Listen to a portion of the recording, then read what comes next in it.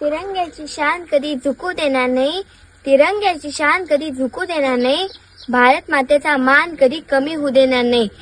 प्राण गेले तरी चालतील पण माझ्या देशाचा अभिमान कधी हरू देणार नाही. आज मी तुमच्या समोर केवळ भाषा करण्यासाठी उभी नाहीत तर एक प्रश्न विचारण्यासाठी उभे आहे.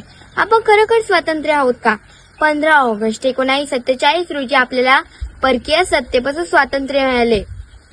पण आज आपण भ्रष्टाचार, अन्याय, अंधश्रद्धा, जातीविद्वेष, व्यसनचिंता, स्त्रियांवरील अत्याचार, पर्यावरणाचा ऱ्हास आणि स्वार्थी वृत्ती यांच्या गुलामीत आपण अडकलो नाहीत का? ज्या भगतसिंगांनी वयाच्या 23व्या वर्षी फासावर हसत हसत प्राण दिले, ज्या राजगुरू सुखदेवांनी मृत्यूला कवटाळले, ज्या मातेने आपल्या लेकरांना देशासाठी अर्पण केले, त्यांनी हे भारत पाहण्याचे स्वप्न पाहिले होते का? आज आपण सोशल मीडियावर देशभक्तीचे संदेश टाकतो, पण रस्त्यावर कचरा टाकताना आपल्याला लाज वाटत नाही. राष्ट्रगीत वाजले की आपण उभे राहतो, पण राष्ट्रहितासाठी उभे राहण्याची वेळ आली की आपण मागे हटतो. हा आक्रोश आहे त्या प्रत्येक शहीदांच्या रक्ताचा, ज्यांच्या रक्ताने मातृभूमीचा प्रत्येक कण लाल झाला, ज्यांच्या रक्ताने मातृभूमीचा प्रत्येक कण लाल झाला, ज्यांच्या बलिदानामुळे आज स्वातंत्र्याचा सूर्य उगवला. चला आपण त्यांच्या त्यागाला नतमस्तक होऊया, भारत मातेच्या चरणी आपले जीवन अर्पण करूया.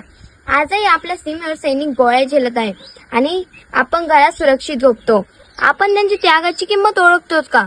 देश वाचवण्यासाठी बंदूक घेणं हातात आवश्यक नाही, तर प्रामाणिकपणे काम करणे, कर भरणे, भ्रष्टाचाराला नकार देणे, मुलींना सुरक्षित वातावरण देणे आणि संविधानाचा आदर राखणे हीच खरी माणुसकी आहे.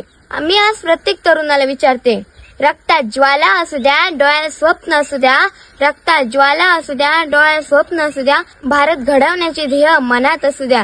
इतिहास वाचू नका, फक्त असा वर्तमान घडवा की इतिहास तुमचाही लिहिला जाईल. आज तुमच्या हातात मोबाईल आहे पण भारत घडवण्याची स्वप्न आहेत का? आज तुमच्या ओठावर जय नाही पण देशासाठी हृदयात काही करण्याची जिद्द आहे का? देश बदलण्यासाठी सरकारची वाट पाहू नका, स्वतः बदला. कुटुंब बदलेल, कुटुंब बदलेल, समाज बदलेल, समाज बदलेल तर भारत नक्कीच बदलेल. आज या तिरंग्याखाली उभे राहून आपण शपथ घेऊया, मी भ्रष्टाचार करणार नाही आणि सहनही करणार नाही. मी स्त्रियांना सुरक्षित वातावरण देईल आणि मी माझ्या देशाला जगातील सर्वश्रेष्ठ राष्ट्र बनवण्यासाठी माझे कर्तव्य प्रामाणिकपणे पार पाडीन. माझ्या शेवटी जाता जाता एवढंच म्हणते, माझ्या छातीतला प्रत्येक ठोका भारतासाठी आहे, माझ्या छातीतला प्रत्येक ठोका भारतासाठी आहे, माझ्या श्वासातला प्रत्येक क्षण भारतासाठीच आहे. हा जन्म काय पुढचे 1000 जन्म मिळले तरी प्रत्येक जन्म माझ्या भारतासाठीच असेल. जय हिंद. बोला भारत माता की जय.